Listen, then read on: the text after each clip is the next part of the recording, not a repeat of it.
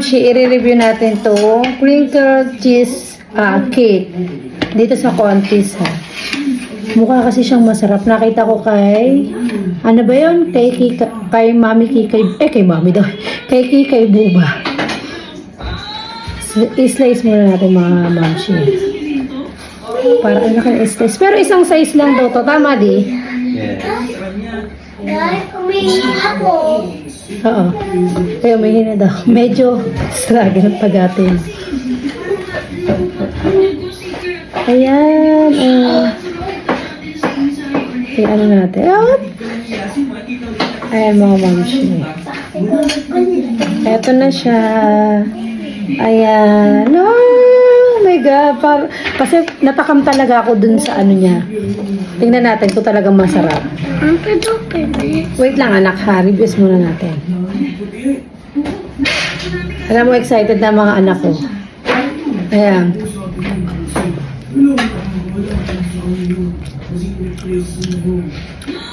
Masarap. Mahab siya. Hindi ko alam. May ano siya eh. May tinapay siya sa gitna.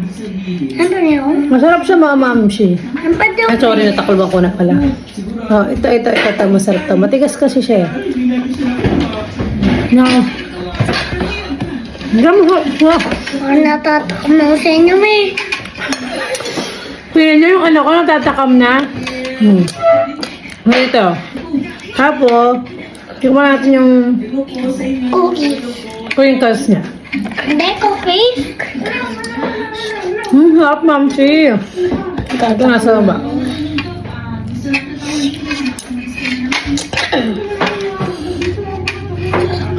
Hindi siya nakakaumay. Promise, hindi siya nakakaumay na katulad ng ibang cake na mauumay ka. Tapos samahan mo nito, feeling ko mas masarap talaga siya. Yung sama-sama sila lahat. Nilalaglag pa, no?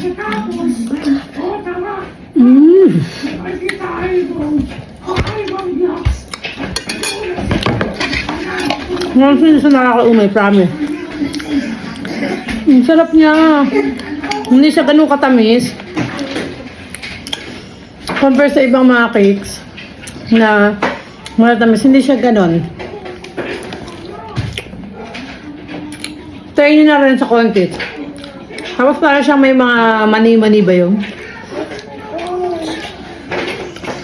Almond ata yun eh. Yung gamit ba? Ito. Ayan. May.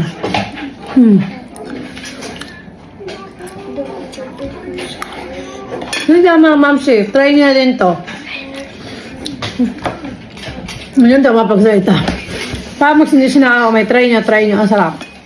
Thank you for watching. Bye-bye.